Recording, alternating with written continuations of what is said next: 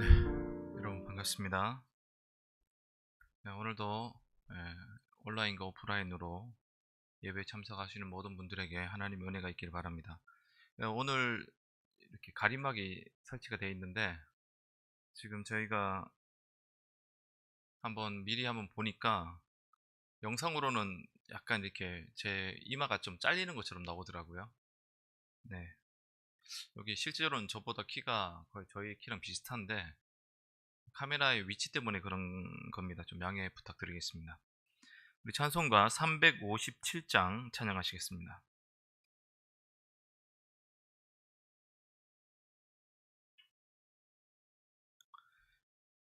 주 믿는 사람 일어나 다 힘을 합하여 이 세상 모든 마귀를 다쳐서 멸하세.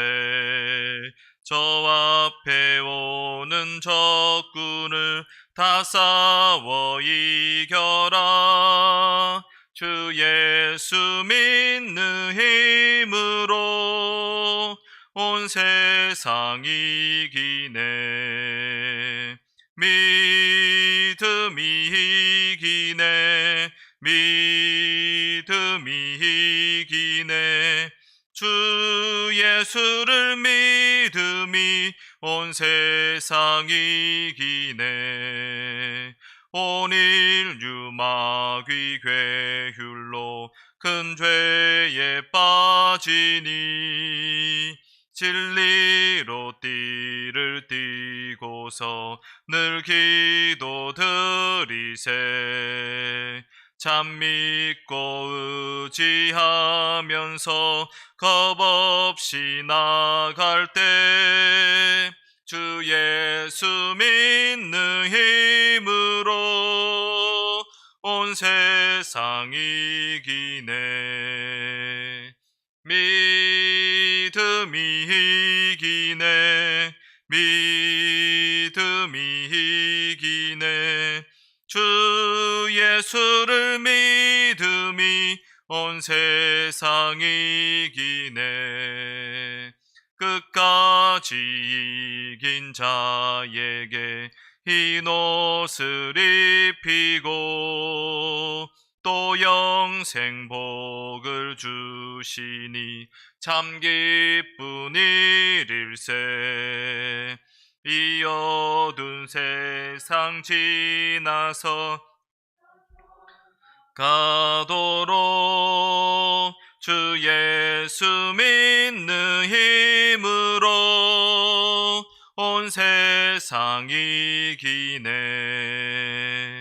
믿음이 이기네. 믿음이 이기네. 주 예수를 믿음이 온 세상 이기네. 아멘. 289장 한 장 더 찬양하시겠습니다. 289장입니다. 주 예수 내 맘에 들어와 계신 후 변하여 새 사람 되고 내가 늘 바라던 참빛을 찾음도 주 예수 내 맘에 오심. 주 예수 내 맘에 오심. 주 예수 내 맘에 오심. 물밀듯 내 맘에 기쁨이 넘침은 주 예수 내 맘에 오심.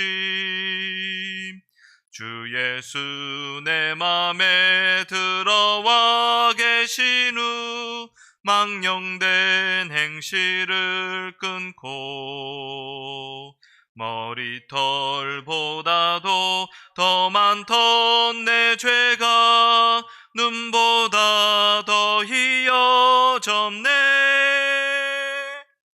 주 예수 내 맘에 오심. 주 예수 내 맘에 오심. 물밀듯 내 맘에 기쁨이 넘침은 주 예수 내 맘에 오심. 내 맘의 소망을 든든히 가짐은 주 예수 내 맘에 오심. 의심의 구름이 사라져 버림도 주 예수 내 맘에 오심. 주 예수 내 맘에 오심.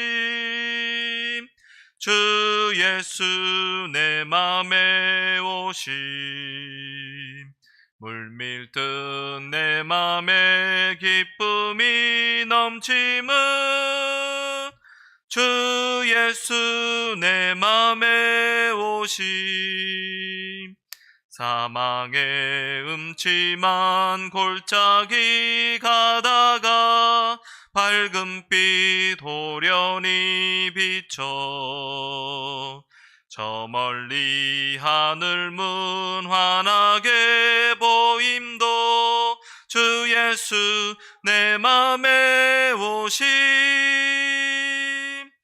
주 예수 내 맘에 오심. 주 예수 내 맘에 오심. 물밀듯 내 맘에 기쁨이 넘침은 주 예수 내 맘에 오심. 내가 저 천성에 올라가 살기는 주 예수 내 맘에 오심. 천성에 올라가 주님을 뵈리니 그 기쁨 비길 데 없네. 예수 내 맘에 오심.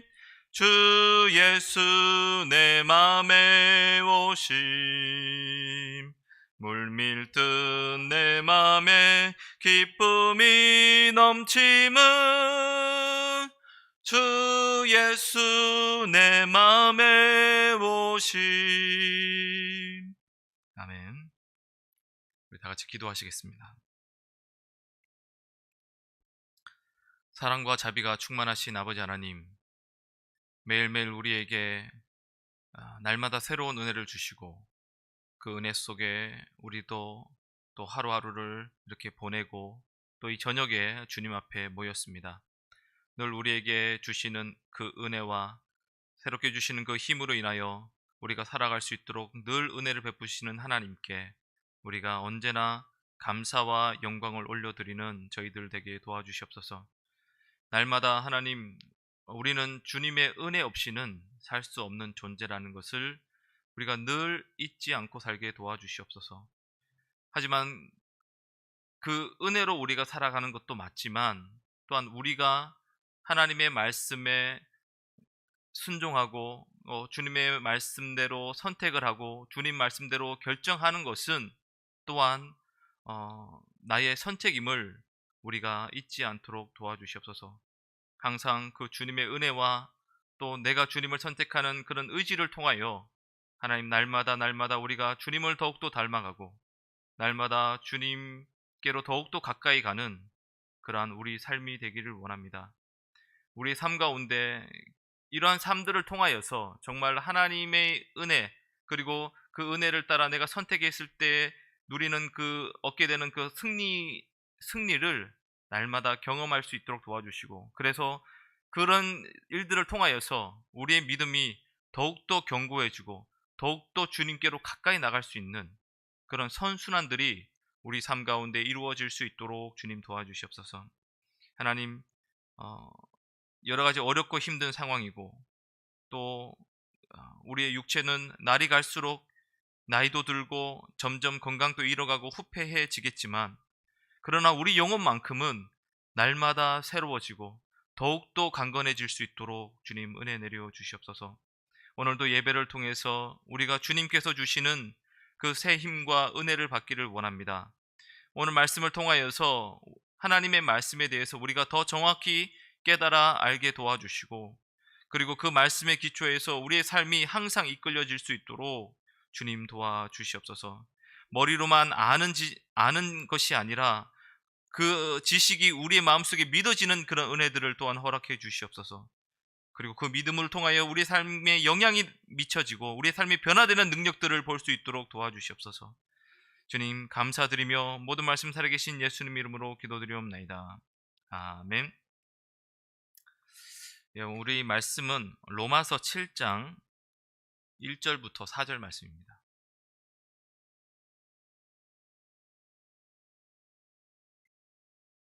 로마서 7장 1절에서 4절 말씀입니다.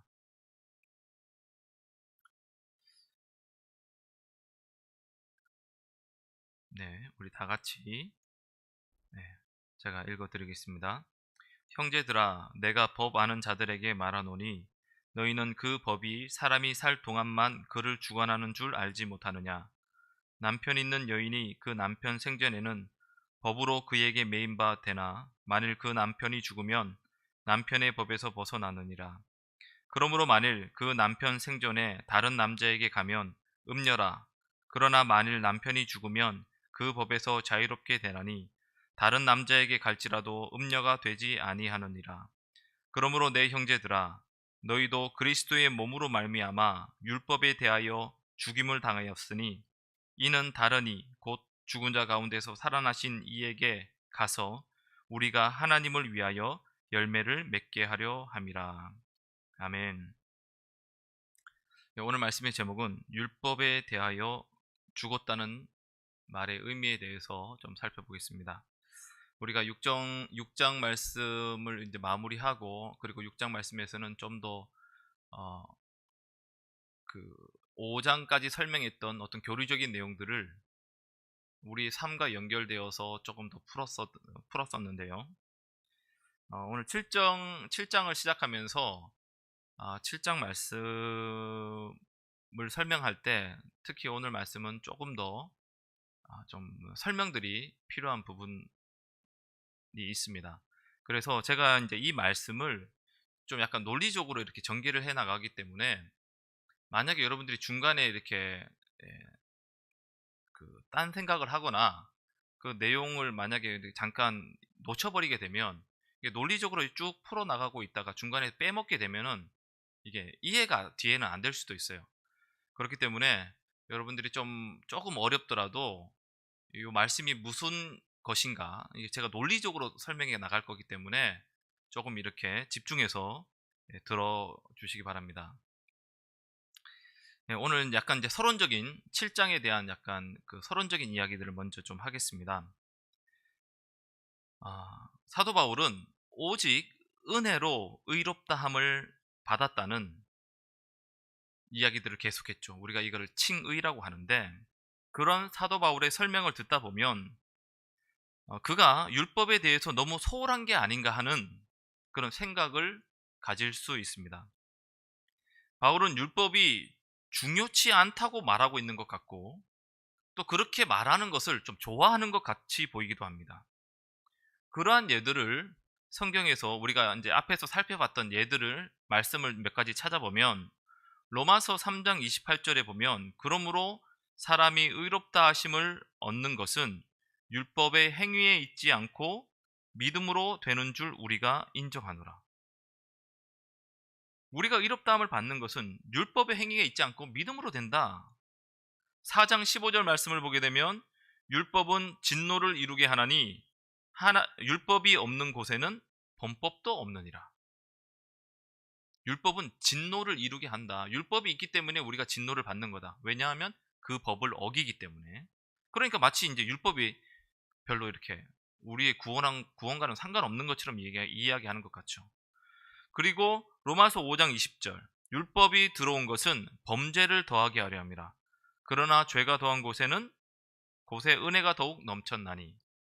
6장 14절 말씀에 보게 되면 죄가 너희를 주장하지 못하리니 이는 너희가 법 아래 있지 아니하고 은혜 아래 있다. 그러니까 이 모든 말씀들이 좀 율법은 좀 떨어지고 율법은 좀 이렇게 우리에게 별로 이렇게 도움이 되지 않고 오직 우리가 은혜로만 뭔가 이렇게 구원을 이루고 이제 이런 느낌들을 계속해서 말하고 있는 것 같습니다. 이런 바울의 이런 말투나 이런 설명들 때문에 그가 그러니까 법이 없는 삶을 조장한다는 그런 오해를 많이 받습니다. 바울은 율법을 무시한다. 바울은 율법이 필요 없다고 이야기한다. 바울은 오직 은혜에 대해서만 말한다. 이런 오해를 받았습니다. 하지만 6장에서 바울은 자신의 말이 절대로 율법 폐기론, 율법이 필요 없다는 것을 주장하는 것이 아님을 말했어요. 바울은 넘치는 은혜는 결코 죄를 지으라는 말이 아니고 죄를 유발하려고 하는 것이 아니고 도리어 더 의롭게 만들기 위한 것이다. 그는 은혜의 목적이 우리를 거룩하게 하고 하나님 앞에서 책망할 것이 없는 존재로 만들기 위한 것이지, 은혜를 말함으로 인해서 뭐 죄를 짓도록 조장하거나 뭐 죄에 대해서 뭔가 이렇게 인정하고 뭐 이렇게 뭐라고 해야 될까요? 좀 그러한 느슨한 것들을 말하려고 아니라는 것을 제가 6장을 통해서 계속해서 말해왔습니다. 그래서 이제 에베소서 2장 10절에 보게 되면 우리는 그가 만드신 바라 그리스도 예수 안에서 선한 일을 위하여 우리가 지으심을 받았다. 하나님께서 우리를 구원하시고 우리를 그리스도 안에 있게 하신 것은 결국 은혜로 우리가 그것이 되는데, 그것은 목적이 뭐냐? 우리로 선한 일을 하게 하기 위함이다. 데살로니가전서 4장 3절에도 하나님의 뜻은 이것이니 너희의 거룩함이라고 말하고 있습니다. 사도 바울은 그러니까 불법이나 악을 행하는 것을 조장한 것이 아니라 계속해서 선한 일과 거룩함에 대해서 사도 바울은 강조했다는 것이죠. 믿음으로만 의롭다함을 받는 것과 우리 주 예수 그리스도와의 연합을 설교한 바울은 율법과 율법의 개념을 완전히 없애버린 것 같습니다. 그냥 우리가 앞에 나온 말씀들을 보게 되면 바울에게는 율법이 쓸모없는 것처럼 여겨지는 것 같이 보입니다. 이러한 오해를 늘 받았던 바울은 7장에서, 오늘 우리가 이제 앞으로 살펴볼 7장에서 율법을 자기가 그런 식으로 설명한 의도가 무엇인지에 대해서 이 7장에서 설명하고 좀 이제 해명을 하고 있습니다. 7장에서 바울은 하나님께서 모세를 통해 주신 율법의 기능이 무엇이고 그 목적을 보여주려고 합니다. 하지만 바울은 또 다른 목표가 있는데, 그게 뭐냐면 이 7장에서 율법의 기능과 목적에 대해서 좀 설명을 할 겁니다. 율법에 대해서 얘기를 많이 할 거예요. 그런데 바울이 이 7장을 기록하면서 또 다른 목적이 하나가 있다면 그게 뭐냐? 그가 이전에 율법을 통해서 우리가 의롭다함을 받는 것이 불가능하다고 얘기했잖아요. 오직 믿음으로, 은혜로 의롭다함을 받는다고 얘기했잖아요. 그래서 사도 바울은 율법에 의한 칭의가 불가능한 것처럼 율법에 의한 성화도 불가능하다는 것을 7장에서 말할 겁니다. 다시요. 우리가 의롭다함을 받는 것이 우리의 무슨 행위나 율법을 통해서 받는 것이 아니라고 했잖아요.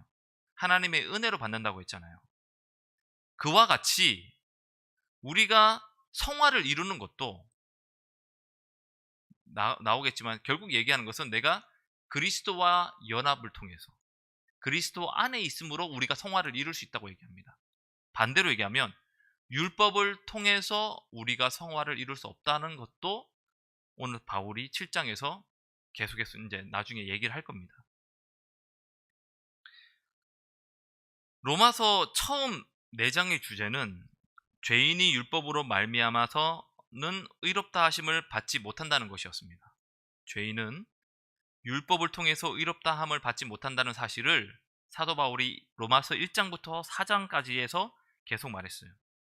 이것을 3장 20절에 바울이 이렇게 설명하고 있습니다. 요약하고 있는데, 그러므로 율법의 행위로 그의 앞에 의롭다 하심을 얻을 육체가 없다. 율법으로는 하나님 앞에서 의롭다함을 받을 사람이 아무도 없다라고 얘기했어요. 의롭다함을 받는 것은 하나님의 은혜로 우리를 의롭다고 해주셨기 때문에 우리가 의롭다함을 받는 거예요. 7장에서 바울은 이 3장 20절에 했던 말을 다시 말하고 있는 거예요. 율법을 통한 칭의가 불가능한 것처럼 율법에 의한 성화도 불가능하다. 사람이 스스로 율법을 지켜 자신을 성화시킬 수 없을 뿐만 아니라, 더 심하게 얘기하면 율법은 우리가 성화하는데 장애가 되고 방해까지 된다고 사도 바울은 얘기하고 있어요. 자, 이런 사실들을 7장을 통해서 계속 얘기할 건데, 제가 6장에서는 사도 바울이 6장을 기록한 목적이 뭐라고 했죠? 은혜를 안에 있으니, 율법 아래 있지 않고 은혜 아래 있으니 죄를 지어도 된다고 말하는 사람들에게 설명하려고 6장을 기록했다고 했어요. 7장 말씀을 들을 때는 우리가 율법을 통해서는 성화를 얻을 수 없다. 우리 스스로를 거룩하게 할 수 없다. 요거를 말하려고 사도 바울이 이 7장을 기록했다는 겁니다. 자, 이런 사실들을 잘 기억하면서 성경을 7장을 읽어보고 좀 설교를 들으면 좋을 것 같아요. 자, 7장을 제가 여러분이 알 수 있게 세 부분으로 좀 나눠봤습니다. 로마서 7장은 세 부분으로 나눌 수 있어요. 1절부터 6절까지. 여기서는 성도와 율법과의 관계에 대해서 설명을 하고 있고요. 7절부터 12절은 율법의 정당성에서, 그러니까 율법은 옳은 것이다 라고 사도 바울이 이야기합니다. 결코 바울이 율법이 필요 없는 거다고 얘기하려는 게 아니에요. 율법은 정당하다, 필요한 것이다. 그런데 13절부터 25절에서는 하지만 필요한 것이지만 율법에는 부족한 것이 있다, 연약함이 있다 라는 것들을 사도 바울이 설명을 할 겁니다. 이러한 내용을 볼 때 제가 앞에서도 잠깐 얘기했지만 특히 4절 말씀을 먼저 한번 볼게요. 4절 말씀을 보게 되면, 그러므로 내 형제들아 너희도 그리스도의 몸으로 말미암아 율법에 대하여 죽임을 당하였으니 이는 다르니 곧 죽은 자 가운데서 살아나신 이에게 가서 우리가 하나님을 위하여 열매를 맺게 하려 함이라. 지금 여기서 이게 지금 7장에서 말하려고 하는 건데 무슨 말이냐면, 하나님께 대하여 열매를 맺을 수 있는 길은 한 길밖에 없다는 거예요. 그게 뭐냐? 보게 되면 다르니 곧 죽은 자 가운데서 살아나신 이에게 가서, 그 예수님이죠. 그분에게 가서 우리가 그분을 통해서, 그분과 결혼해서, 그분과 연합해서 우리가 하나님을 위한 열매들을 맺을 수 있다는 말이에요. 요게 사도 바울이 지금 이야기를 하고 싶은 핵심입니다. 바울은 기독교가 구원에 대해서 말하는 것보다 윤리나 도덕을 더 자주 말하고 가르치는 것이 어리석다고 말하고 있습니다. 그런데 이런 문제가 오늘날에 공공연하게 있습니다. 교회는 윤리와 도덕을 가르치는 곳이 아닙니다. 교회는 절대 윤리와 도덕을 가르치지 않아요. 우리의 설교가 윤리와 도덕을 강조하고 사람의 심리를 위로하거나 심리적 변화를 조장해서는 안 됩니다. 기독교 신앙은 철저히 그리스도를 중심해야 하고 인간의 행위가 아니라 하나님의 은혜에 기반해야 한다는 것. 이것을 우리 이 설교를 통해서 계속 강조를 해야 합니다. 그리고 이것이 사도 바울이 강조하는 내용이에요. 자, 그러면 이제 본문으로 좀 한번 들어가서 좀 살펴보겠습니다. 먼저 1절 말씀 우리 다 같이 한번 읽어볼게요. 자, 1절 다 같이 읽습니다. 시작. 형제들아 내가 법 아는 자들에게 말하노니 너희는 그 법이 사람이 살 동안만 그를 주관하는 줄 알지 못하느냐. 여기 1절에서 이제 먼저 용어들을 좀 몇 가지 설명을 해드릴 텐데, 먼저 이제 형제들아라고 부르고 있습니다. 여기서 이 형제들에 대해서 어떤 사람들은 이제 유대인을 가리킨다고 이야기합니다. 왜냐하면 뒤에 법에 대해서 얘기를 하잖아요. 법은 유대인의 율법하고 연결되기 때문에, 아무튼 이 유대인들에 대해서 이야기한다고 말하는 사람들도 있는데, 하지만 이 1절에 나오는 형제들은 그리스도인을 말합니다. 그리스도인 중에는 유대인 그리스도인도 있을 것이고 이방인 그리스도인도 있겠죠. 예, 이들을 다 지칭합니다. 이것은 4절에도 이 형제들아, 내 형제들아라고 나오는데, 여기서 이 형제들은 분명하게 그리스도와 같이 죽은 것에 대해서 이야기를 하고 있거든요. 그러니까 형제들은 분명히 그리스도인들을 의미합니다. 그 다음에 여기 1절에 또 법이라고 하는 말이 나오는데, 이 법은 모세 율법도 포함하지만 일반적으로 인간의 모든 사회에 있을 법한 일반적인 법들을 말합니다. 모세 율법을 포함한 모든 법들을 포함합니다. 자, 그러면 그 다음에 1절에서 그 법이 사람이 살 동안만 그를 주관하는 줄 알지 못하냐. 주관한다는 것은 뭐 권위를 행사하다, 다스린다, 뭐 통제한다, 뭐 이런 의미가 있죠.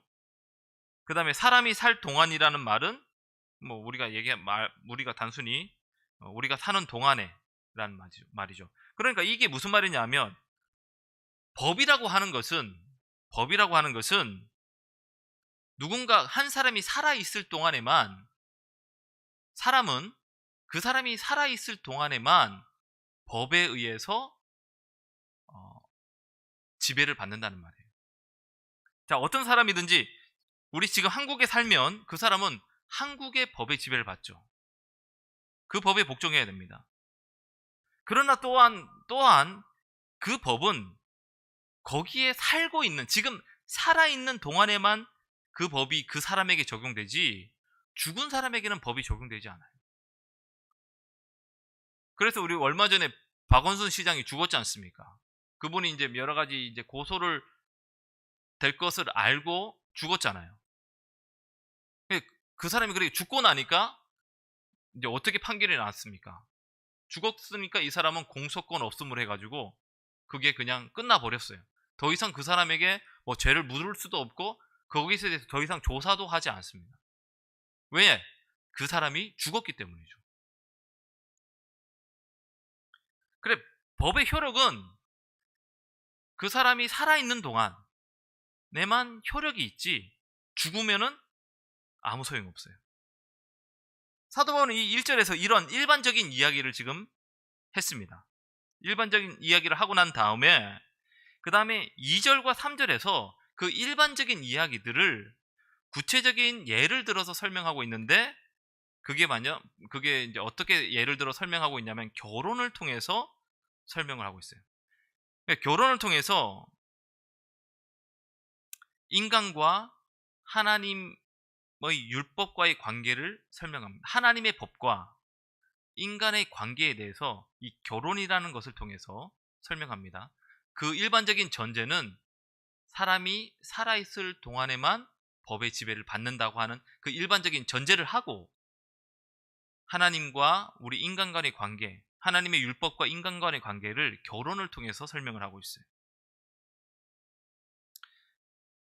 결혼이라고 하는 것, 여러분, 결혼이라고 하는 것 우리가 얘기할 때 결혼 뭐 서약도 하고 막 하잖아요. 할 때에 결혼은, 그 결혼이란 의미 속에는 일종의 종속 관계가 포함됩니다. 두 사람이 결혼을 함으로 인해서 이 사람들은 더 이상 두 사람에게 충실해야지, 이 결혼 관계 이외의 다른 사람에게 충실해서는 안 되는 거죠. 그러니까 결혼이라고 하는 개념 속에는 뭔가 이렇게 서로 이렇게 종속되어 있는 그러한 개념들이 포함되어 있다는 거예요. 그래서 2절 말씀을 우리 다 같이 한 번 더 읽겠습니다. 자, 시작. 남편이 있는 여인이 그 남편 생전에는 법으로 그에게 매인바 되나 만일 그 남편이 죽으면 남편의 법에서 벗어난다. 예, 바울이 이 예를 통해서 전달하고자 하는 말은요, 한 남자에게 시집간 여자는 그 남자의 권위 아래 있다는 겁니다. 여기서 남편은 법을 얘기합니다. 상징합니다. 율법을 얘기한다고 하죠. 어차피 7장에서 우리 율법에 대해서 얘기할 거니까 율법을 의미한다고 할 수 있어요. 그 율법에 대해서 그 모든 사람은, 모든 인간들은, 특별히 이건 불신자가 되겠죠. 모든 사람들은 여자와 같은, 율법이 남편이고 이 모든 불신자는 이 아내가 되는 거예요. 그래서 모든 불신자들은 이 율법의 권위 아래 있습니다. 근데 이게 무슨 말이냐 하면, 세상 사람들은 법의 권위 아래 없잖아요. 근데 율법의 권위 아래 있다는 말이 무슨 말이냐 하면, 로마서 5장 14절 말씀을 보게 되면, 그러나 아담으로부터 모세까지 아담의 범죄와 같은 죄를 짓지 않은 자들까지도 사막이 왕노릇하였나니. 그러니까 이게 무슨 말이냐면, 모든 사람들은 율법을 통해서 사망이 왕노릇하는 상태에 있다는 말이에요. 율법을 통해서 모든 사람이 정죄를 받는단 말이에요. 그 사람은 율법을 통해서 당신들은 죄인이라고 하나님 앞에 심판을 받을 수밖에 없는 거예요. 모든 인류는 율법 아래서 죄인이었고, 그래서 사망이 왕노릇하는 처지에 있는 것입니다. 모든 인류는 이 죄의 결과, 사망, 거기에 매여 있는 거예요. 율법으로 인해서 우리에게 주어져 있는 죄의 결과. 이 관계는 오직 죽음으로만 끊을 수 있어요. 그게 2절 끝에 나와 있죠. 그 남편이 죽으면 남편의 법에서 벗어나느니라. 제가 이 죽음에 대해서 나중에 설명할 거예요. 바울은 지금 이제 이걸 강조하고 있는 거예요. 매여 있던 관계가, 어쨌든 남편과 아내의 관계로 매여 있던 이 관계, 율법과 우리 인간의 관계도 이런 관계였는데, 이 관계가, 이 매여 있던 관계가 어떻게 끝나느냐? 죽음으로 인해서 끝난다는 말이에요. 마치 어떤 사람이 죽으면 더 이상 죄의 영향력, 지배를 받지 않는 것처럼. 그래서 이 관계를 끝내는데 죽음이 중요한 역할을 한다. 이 죽음을 통해서 그 여자는 그 남편과 매어있던 관계에서 자유롭게 되는 거예요. 해방이 되는 거예요. 이것을 3절에서 조금 더 설명을 합니다. 3절 말씀 볼게요. 그러므로 만일 그 남편 생전에 다른 남자에게 가면 음녀라. 그러나 만일 남편이 죽으면 그 법에서 자유롭게 되나니 다른 남자에게 갈지라도 음녀가 되지 아니하느니라. 지금 바울이 3절에서 설명하는 것은 우리로 하여금 그리스도 안에서 우리에게 임하는 모든 은혜가 율법을 무시하는 것이 아님을 이해시키려고 하는 겁니다. 다시 설명할게요. 그러니까 우리는 은혜를 자꾸 이야기하다 보면 율법에 대해서 좀 자유롭게 생각하는 경향이 있습니다. 그래서 은혜로 구원받았다고 하는 사람들 중에는 죄를 짓는 것에 대해서 좀 자유로운 사람들도 있어요. 왜? 죄를 짓고 하나님께 회개하면 은혜로 용서받는다고 생각하는, 일반적이지는 않지만 그렇게 생각하는 사람들이 간혹 있습니다. 근데 그런 부분에 대해서 사도 바울이 이 3절을 통해서 그게 아니다. 그리스도 안에서 우리에게 임하는 은혜는 율법을 무시하는 것이 절대 아니다. 지금 이것을 설명하려고 하는 거예요. 그 은혜는 율법을 던져버리는 것이 아니고 율법을 이루는 것이다. 왜냐하면 지금 3절에서 이야기하는 게 뭡니까? 남편의 생전에 다른 남자에게 가면 음녀다. 이거는 법이죠. 결혼한 사람이 남자가 살아있는데 이 여자가 다른 남자애로 간다. 이거는 음행을 저지른 거잖아요. 죄를 지은 거예요. 하지만 이 남편이 죽었을 때에, 죽고 난 다음에 이 여자가 다른 남자에게 시집 가는 거, 이거는 죄가 아니라고 말하고 있는 건데, 결국 무슨 말이냐면 나중에 우리가 사실 이 율법으로부터 자유롭게 되는 것은 그냥 뭐라고 얘기해야 될까요?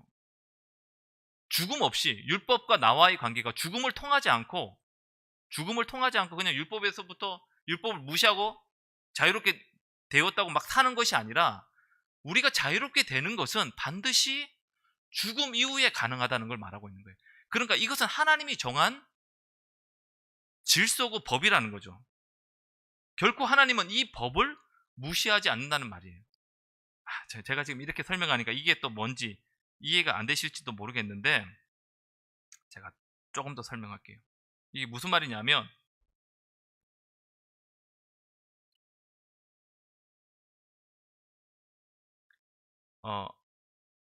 로마서 3장 26절 말씀에 보게 되면 곧 이때에 자기의 의로우심을 나타내사 자기도 의로우시며 또한 예수 믿는 자를 의롭다 하려 하심이라. 이게 무슨 말이에요? 하나님께서 누군가를 해방시키고 누군가를 의롭게 하실 때에 그냥 우리가 흔히 이렇게 많이 얘기를 하죠. 그냥 너 죄 없어. 내가 죄 없다고 쳐줄게. 그렇게 하고 누군가를 자유롭게 만드는 것이 아니잖아요. 왜냐하면 그렇게 했을 경우에 문제가 뭐냐면 하나님의 의로움이 손상된다는 거예요. 하나님은 자기가 의로우신 분이기 때문에 죄를 절대 그냥 없다고 무시하고 갈 수 없는 분이란 말이에요. 하나님도 자신이 정한 법 아래서 움직이시는 거예요. 자신의 법, 자기가 정한 법을 깨트리고 나서 새로운 법을 만들어내고 그것을 지키는 것이 아니라 구원이라고 하는 새로운, 예수님을 통한 구원이라고 하는 새로운 어떤 길을 준비를 하셨지만 그것을 준비해 놓고 그래 너희들 무조건 이제 믿으면 내가 무조건 다 용서해 줄게 이렇게 하지 않으셨단 말이에요. 자기가 의롭다라는 것들을 지키시면서 예수님을 통해서 우리를 구원하셨고 우리를 의롭다고 해주신 거예요. 그 얘기를 하고 있는 겁니다. 그래서 하나님께서 예수님을 죽이신 거죠. 왜냐하면 하나님은 죄에 대해서 그냥 넘어갈 수 없는 분이시기 때문에 자기의 의로움을 지키기 위해서 하나님도 법은 지켰어요. 무슨 법? 죄에 대해서는 벌이 있어야 되는 거예요. 그게 하나님이 정한 법이죠. 그러니까 하나님도 자신이 정한 법을 따라서 우리에게 구원이라고 하는 걸 주셨단 말이에요. 이 남편과 아내의 관계를 설명하는 것도 마찬가지예요. 여자가 하나님께서 인간을 그 율법과 매여 있는 관계 속에서 그냥 끄집어내 가지고 예수님과 결혼하면은 결혼할 수 있는 자유를 허락하신 것이 아니란 말이에요. 반드시 이 사람이 율법과의 관계에서 벗어나기 위해서는 죽음이라고 하는 값을 지불해야 돼요. 죄에 대한 죽음에 대한 대가를 지불해야 된다는 거죠. 그것이 이 3절에서 설명하는 거예요. 그래서 여자가 남편이 살아있는데 가면 그거는 음행이다. 하지만 남편이 죽고 난 다음에 가면은 그 여자는 정말 해방된 것이다. 이렇게 지금 설명하고 있는 겁니다. 3절에서 이제 그 얘기를 설명하고 있는 거예요. 자, 그리고 이제 우리 3절과 또 4절에 나와 있는 차이점을 또 조금 설명해 보겠습니다. 4절 말씀을 한번 읽어 보겠습니다. 자, 시작. 그러므로 내 형제들아 너희도 그리스도의 몸으로 말미암아 율법에 대하여 죽임을 당하였으니 이는 다르니 곧 죽은 자 가운데서 살아나신 이에게 가서 우리가 하나님을 위하여 열매를 맺게 하려 함이라. 자, 여기서 앞에서 나오는 것과 뒤에서 나오는 것이 조금 차이가 있습니다. 앞에서는 3절에서는 누가 죽어야지 여자가 자유롭게 되는 거예요? 남편이 죽어야 되잖아요. 남편이 죽어야지 그 여자가 자유롭게 돼서 다른 사람에게 시집을 가잖아요. 갈 수 있잖아요. 그런데 4절 말씀해 보게 되면 내 형제들아 너희도 그리스도의 몸으로 말미암아 율법에 대하여 죽임을 당하였다라고 얘기합니다. 그러니까 이 여자가 불신자가 율법으로 또 해방되려면 되는 것이 율법이 죽어야 된다고 얘기를 했는데 4절에서는 네가 죽어야지, 네가 그리스도와 함께 죽어야지 남편에게로 갈 수 있다. 이렇게 다른 사람에게도 갈 수 있다. 이렇게 얘기를 한단 말이에요. 그러니까 여기서 중요한 것은요. 죽음 자체입니다. 다시 얘기하지만 율법이 그러니까 남편이 죽는다는 말은 율법이 없어졌다는 말이 아니에요. 3절과 4절에서 중요한 것은 죽음 자체입니다. 죽음 자체. 죽는 것이 관계에서 죄로부터, 법으로부터 우리를 해방시키는 것이라는 거예요.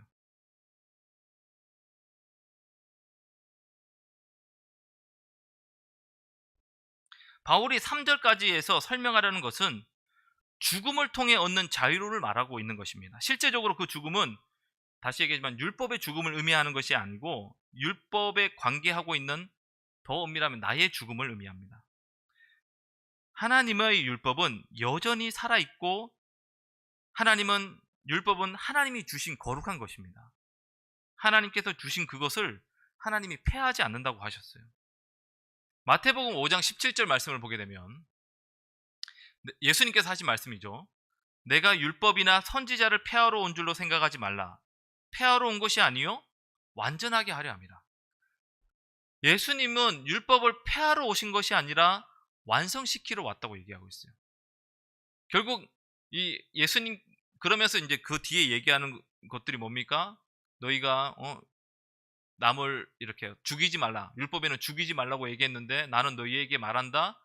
내 이웃에게 나가라고 욕하는 자들은 이미 살인했다. 마음속에 음욕을 품는 자마다 이미 간음했다. 이렇게 얘기하시면서 율법을, 하나님 구약의 율법보다 훨씬 더 강화된 것들을 예수님께서 말씀하시거든요. 절대 우리가 예수님을 믿을 때에, 우리가 반드시 기억해야 될 것은, 우리가 예수님을 믿을 때에 내가 은혜로 구원을 받았기 때문에 율법이 나랑 상관없다 라고 생각해서는 안 됩니다. 바울이 4절에서 말하고 있는 율법에 대해서 죽었다. 내 형제들아 너희도 그리스도의 몸으로 말미암아 율법에 대하여 죽임을 당하였다고 이야기하고 있는데, 율법에 대해서 죽었다고 하는 것은 무슨 의미냐면 율법이 폐기됐다는 말이 아니라 율법을 통한 하나님의 도덕적 그 요구를 의미합니다. 율법에 대해서 죽었다는 말은 율법을 통한 하나님의 도덕적 요구를, 그런 도덕적 요구에 대해서 죽었다는 말이에요. 6장 14절, 로마서 6장 14절 말씀을 다시 한번 제가 보여드리겠습니다. 죄가 너희를 주장하지 못하리니 이는 너희가 법 아래 있지 아니하고 은혜 아래 있습니다. 우리는 더 이상 이 행위 언약인 율법 아래 있지 않다는 말이에요.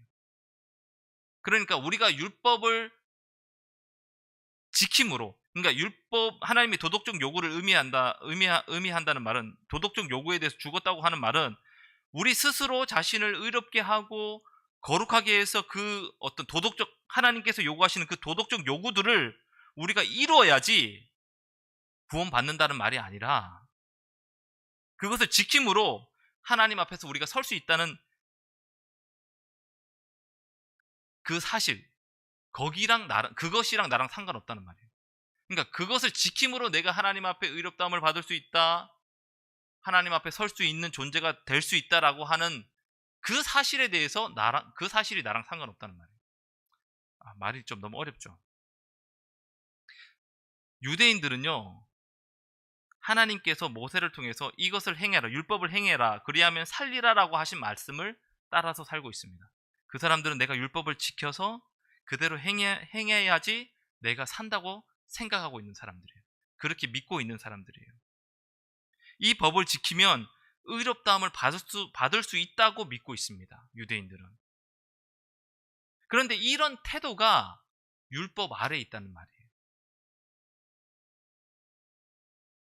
우리가 율법에 대해서 죽었다는 말은 나는 더 이상 이런 태도를 가질 필요가 없다는 말이에요. 이 법을 지킴으로 내가 의롭다함을 받을 수 있다라고 하는 이러한 태도를 가질 필요가 없다. 이것이 율법에 대해서 죽었다라는 말입니다. 그래서 여기서 율법은 나를 구원하는 방법으로 나를 의롭게 하는 걸 말하는 거예요. 하지만 기독교의 복음은 그게 아니잖아요. 제가 계속 얘기했잖아요. 지금 우리는 은혜 아래 있습니다. 우리는 내 행위로 구원받는 것이 아니라 하나님의 은혜로 구원받는 것이고 내 행위로 의롭게 된 것이 아니라 하나님의 은혜로 내가 의롭게 된 거예요. 로마서 10장 4절 말씀을 보게 되면 그리스도는 모든 믿는 자에게 의를 이루기 위하여 율법의 마침이 되시느니라. 율법을 완성하는 방법을 뭐라고 얘기하고 있냐면 그리스도다. 율법을 완성하는 방법이 뭐냐? 그리스도를 믿는 것이다. 그래서 누구든지 그리스도를 믿는 자는 의를 이루기 위하여 율법의 마침이 된다. 그리스도를 믿는 자가 율법의 마지막까지 다 지키는 거다. 이 말을 사도 바울이 하고 있는 거예요. 우리가 율법에 대해서 죽었다고 하는 것은 바로 나의 노력으로 의롭게 되려는 문제에 대해서 죽었다는 것입니다. 결코 하나님의 도덕법과 그 요구에 대해서 관심을 가지지 않아도 된다는 의미가 아니에요. 우리는 율법을 지키는 자가 되어야 합니다.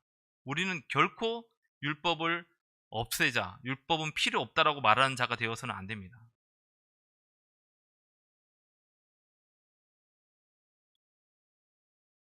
절대 그리스도는 율법을 무시하면 안 돼요. 구원의 방법으로 율법 아래 우리가 더 이상 있지는 않지만 하지만 우리는 그것을 지켜야 하고 영예롭게 여겨야 되고 우리 일상생활을 통해서 실천해야 돼요. 이것은 우리의 구원과는 상관없는 거예요. 구원받으려고 이것을 하는 것이 아닙니다. 그러니까 항상 우리가 뭔가 하나님 말씀에 순종하려고 할 때 일단은 은혜로 내가 구원받았다는 것에 대해서 여러분들이 확실하게 점검을 해야 되고요. 그리고 구원을 받았다면 내가 율법을 지키는 것은 그것이 구원을 얻기 위한 방법이 아니란 말이에요. 그것은 하나님의 은혜로 구원받은 자로서 하나님에 대한 마땅한 반응이에요. 왜? 내가 그리스도 안에서 그리스도와 결합함으로 4절 말씀이 나오죠. 이 다른 이 곧 죽은 자 가운데서 살아나신 이에게 가서 우리가 하나님을 위하여 열매를 맺게 하려고 하나님께서 우리를 구원하셨기 때문에 그리스도와 함께 내가 죽는 것들을 통해서 나를 구원하셨기 때문에 말씀이 조금 어렵죠. 알고 보면 여러분 다 아는 말씀이에요. 다 아는 말씀인데 제가 설명을 좀 너무 길고 어렵게 한 것 같습니다. 그래서 중요한 것은 사도 바울이 지금 이야기하려고 하는 건 여기서 핵심이 뭐냐? 우리가 율법에 대해서 그리스도인은 율법에 대해서 그리스도와 함께 죽음을 통해서 우리는 새로운 관계로 들어간 사람이다. 율법 아래에 있지 않다. 그런데 여기서 율법 아래에 있지 않다는 것, 다른 말로 율법에 대해서 죽었다고 하는 그 말의 의미는 무엇이냐면 내가 율법을 더 이상 지키지 않아도 된다는 말이 아니라 율법을 지킴으로 내가 의롭게 되려고 하는 것에서 그러니까 내가 율법을 지킴으로 말미암아 구원을 받을 수 있다는 그 생각을 도말하는 거, 없애는 거예요. 율법에 대해서 죽었다는 말은 내가 그 율법을 지킴으로 하나님 앞에 의롭다함을 받을 수 있다라는 생각을 없애는 걸 말합니다. 오직 구원은 하나님의 은혜로 그리스도와 연합을 통해서 내가 받는 것이다. 다시 얘기하지만 율법에 대해서 죽었다는 말의 의미는 율법이 필요 없다라는 말이 아닙니다. 단지 그 율법으로 내가 구원받지 않는다는 말이에요. 구원은 율법을 지키는 것과는 상관없다는 말이에요. 이게 핵심인데 제가 너무 어렵게 설명을 했죠. 너무 어렵게 설명을 한 것 같아요. 이게 본문에 나와 있는 말씀을 따라서 제가 설명을 하다 보니까 조금 이렇게 설명이 어렵게 됐는데 조금 이렇게 제 설명을 듣고 다시 말씀을 한번 읽어보시면 제 말씀한 걸 기억하면서 읽어보시면 왜냐면 우리가 성경을 그냥 읽을 때는 이게 무슨 말인지 잘 이해가 안 하고 넘어갈 때가 많거든요. 그러면서 우리가 이제 많이 들었던 말씀에만, 은혜되는 말씀에만 줄을 끊는데, 그렇게 성경을 이해해서는 안 되기 때문에 그렇습니다. 성경은 우리가 차근차근 이해해 나가야 되거든요. 그래야지 우리가 잘못 말씀을 오해하는 일이 없어지기 때문에 그렇습니다. 사도 바울이 이렇게 그리스도와 구원받지 못한 사람과 우리 인간 간의 관계를 아내와 남편의 관계로 설명한 것이 왜 그랬는지에 대해서도 한번 잘 생각해 보시고, 그런 식으로 이제 성경을 여러분들이 읽을 때 좀 해석하는 법을 제가 설명드리기 위해서 이렇게 설명을 했습니다. 자, 그래서 우리 다 같이 이 시간은 우리 말씀을 생각하면서 한번 다 같이 기도를 하겠습니다. 계속해서 사도 바울이 이야기했던 것, 우리가 구원받는 것은 나의 선한 어떤 행동과 율법을 지킴으로 되는 것이 아니라고 사도 바울은 계속해서 얘기합니다. 우리의 구원은 오직 하나님의 은혜로 예수 그리스도의 죽음과 부활을 내가 믿고 그분과 함께 연합함으로 인해서 내가 구원받는 것이라고 이야기합니다. 하지만 우리에게 율법이 필요 없다고 이야기해서는 안 됩니다. 그것은 다른 이야기예요. 우리는 하나님께서 자신의 법대로 이 모든 과정들을 이끄셨어요. 이것들을 기억하고, 그래서 하나님께서도 자신이 정한 법을 다 지키셨는데, 하물며 우리가 구원받았다는 이유로 그 율법을 지키지 않는다는 것은 말이 되지 않습니다. 사도 바울은 절대 그것을 이야기하려고 한 것이 아니라고 말하고 있는 거예요. 우리는 그 율법을 우리도 당연히 지켜야 된다고 이야기합니다. 그렇지만 우리가 율법으로 구원받는다는 생각은 아니다, 잘못이다. 우리는 그런 생각에 대해서는 죽었다 라는 것들을 꼭 기억하시면서 우리가 그 하나님의 율법에 대한 생각들을 한번 잘 정리하면서 각자 기도하다가 돌아가시겠습니다.